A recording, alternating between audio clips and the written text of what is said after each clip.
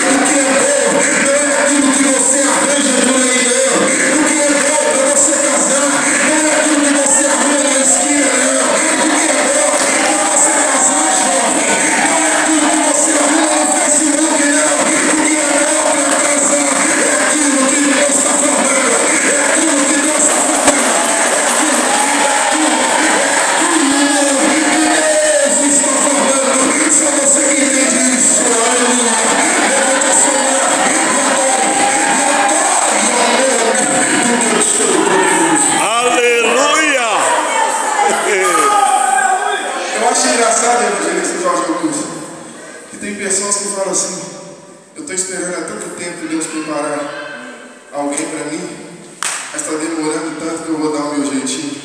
É, meu filho, enquanto não apareceu ainda, glorifique o nome do Deus Todo-Poderoso, que Ele está formando. Aleluia! Um tem que ser formado para o outro.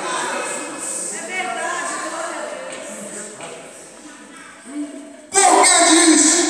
Porque imagine você é criado em uma casa, tem os seus costumes impostos pelos teus pais, tudo que o teu pai ensina. Olha, aqui em casa tem hora para chegar. Olha, aqui em casa tem as amizades que você pode ter. Olha, aqui em casa eu não permito isso. Aqui eu não aceito isso. Do outro lado está alguém que Deus está formando para você. E ela não vive nessas mesmas regras que você vive. E de repente você se junta. Hein? Para quê? Porque qual é o propósito da união? É para sermos feitos far-lhe-ei. Ou seja, o que estava incompleto, Deus agora está completando. Sabe qual é o problema de muitos casais por aí? Quando vão se casar, é porque não lê isso aqui, ó. Mau casamento é feito quando as pessoas não leem a Bíblia Sagrada. Sabe por quê? Porque falando disso, a Bíblia vem me contando uma história em Gênesis, no capítulo de número 24. Um homem chamado Abraão. E a Bíblia vai dizer que esse homem agora ele já era avançado em idade. Deus havia abençoado Abraão em tudo. E ele agora chama o seu moço e pede para que o seu moço fosse até um dos seus povos, de alguém dos seus, fosse até a terra de alguém da sua parentela, para que buscasse uma esposa para o seu filho Isaac. E a expressão, amados, é tão linda que ele fala assim: olha, eu não, faça-me um juramento, me faça, jura pelo Senhor Deus dos céus, que não tomarás para o meu filho mulher das filhas dos cananeus, no meio das quais eu habito. Abraão chamou seu moço e mandou que ele fosse buscar uma companheira para o seu filho Isaque. E ele disse assim: faça-me um juramento que você não vai buscar filhas de cananeu para casar com meu filho. Abraão estava dizendo: eu habito no meio de cananeu, mas eu não quero mulher cananeia para ser esposa do meu filho. Ei, sabe o que é isso, meu filho? Abraão estava dizendo: eu até moro aqui, mas eu não quero que meu filho case com filhas de cananeu. Aleluia. Ei, jovem. Ai, meu Deus do céu. Eu glorifiquei muito a Deus na hora de falar que ia ser todo mundo junto. Porque muito do que acontece na nossa vida depois de casado, a gente planta quando a gente é jovem.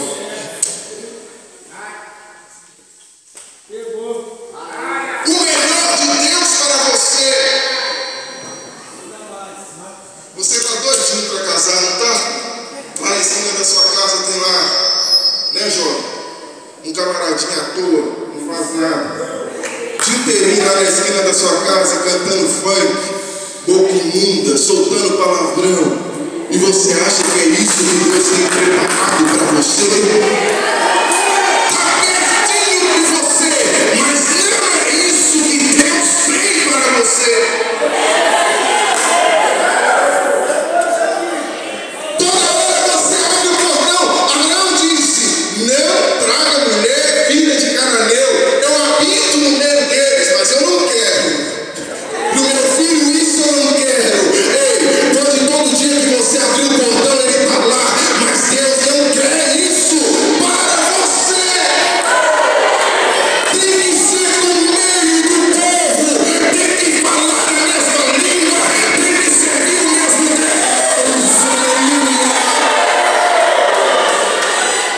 Falando sobre isso, eu me lembro de um jovem chamado Sansão. Rapidinho, eu já estou voltando.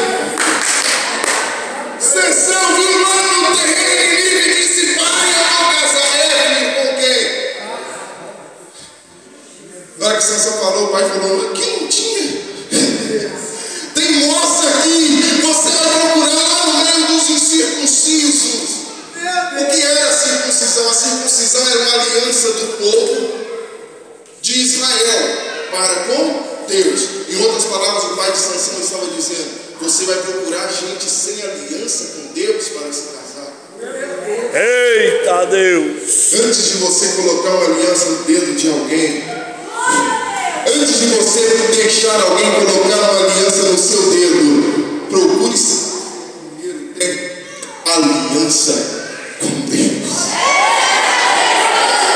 Antes de colocar uma aliança no dedo, procure saber se tem aliança com Deus.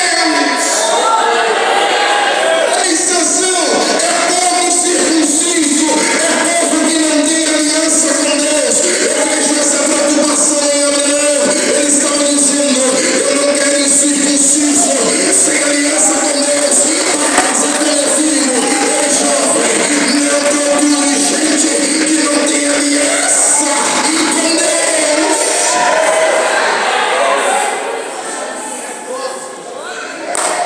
Casou com gente que não tem aliança com Deus, pode preparar. Vai apanhar. Vai ser traído. Porque quem não tem aliança com Deus também não tem temor. Quer casar com gente lá de fora, né? E acha que vai ser bem sucedido? Não vai não, meu filho. No jogo desigual não funciona não. Ei, o melhor de Deus para você está aqui dentro, aleluia. O melhor de Deus para você está aqui dentro, aleluia.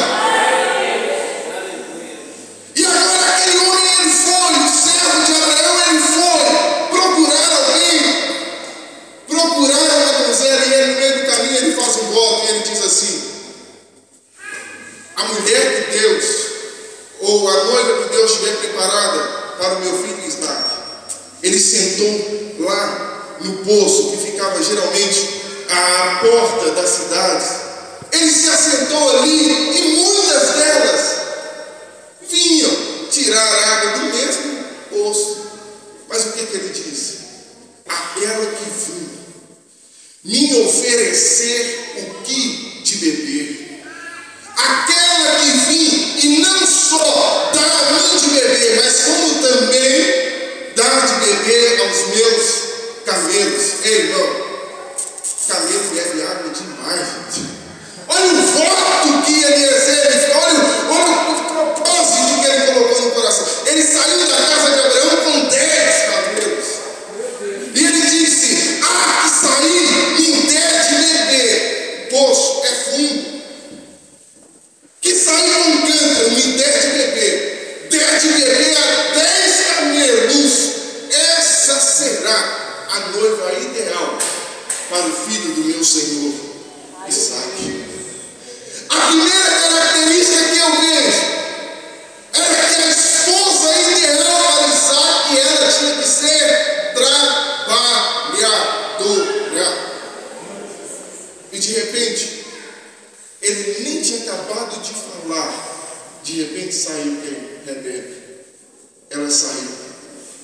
Chegou diante dele, tirou água do poço, chegou diante dele e ofereceu-lhe de beber. Ele bebeu.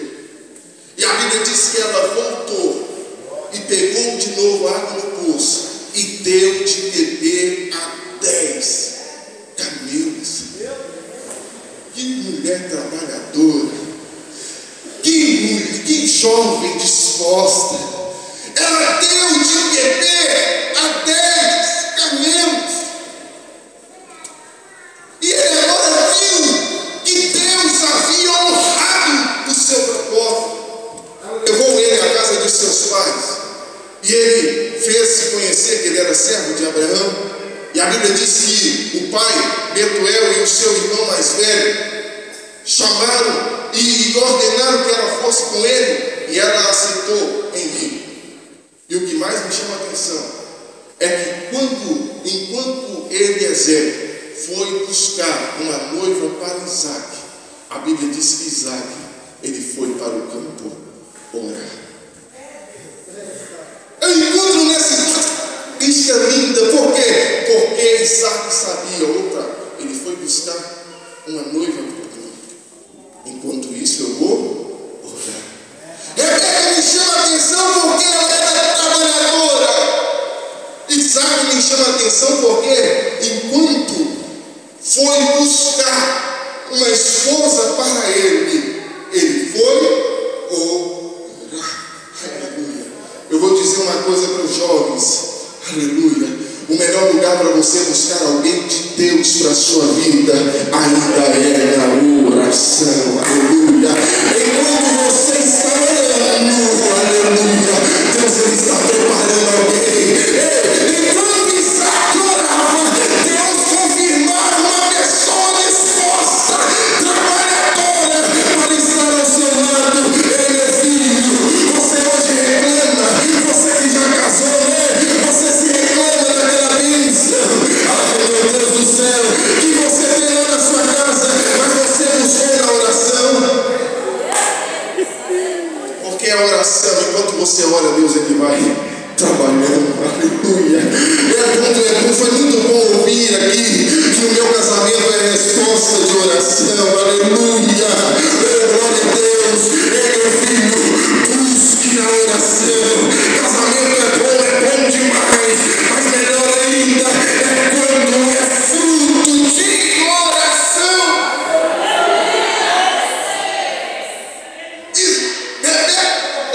Isaac de oração.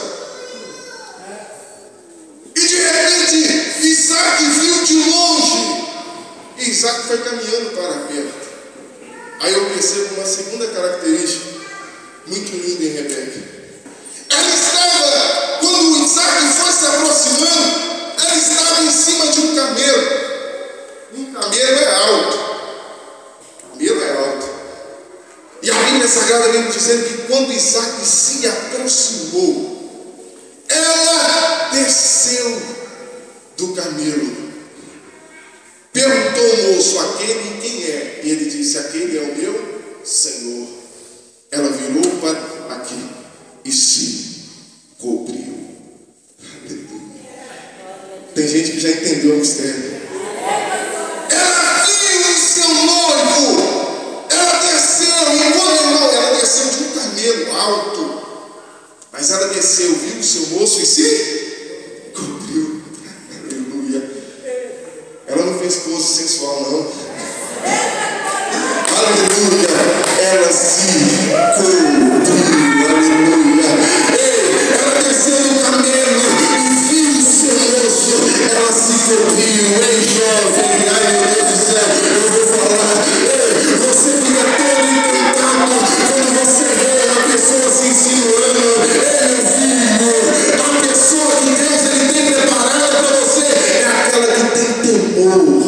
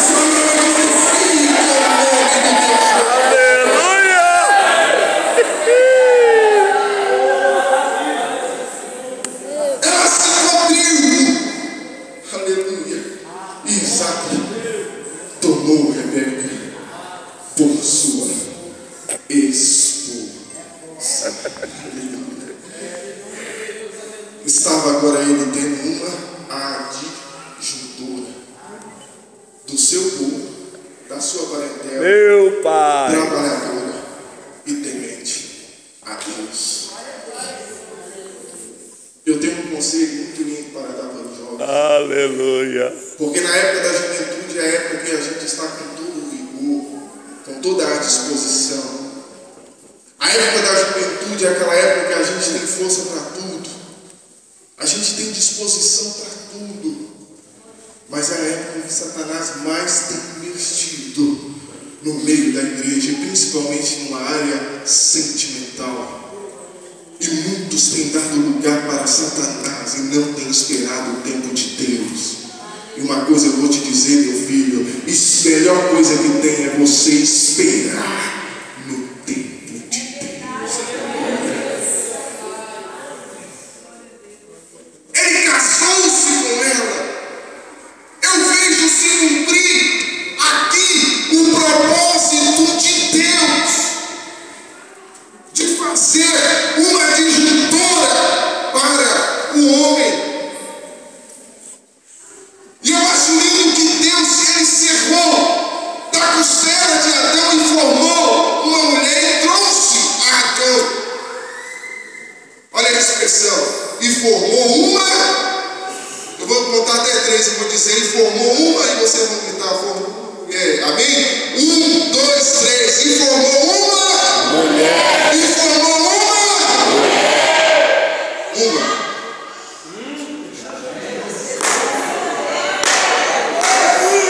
É uma, meu filho. Aleluia. É uma. E formou uma mulher. E a trouxe. Adão. Aleluia.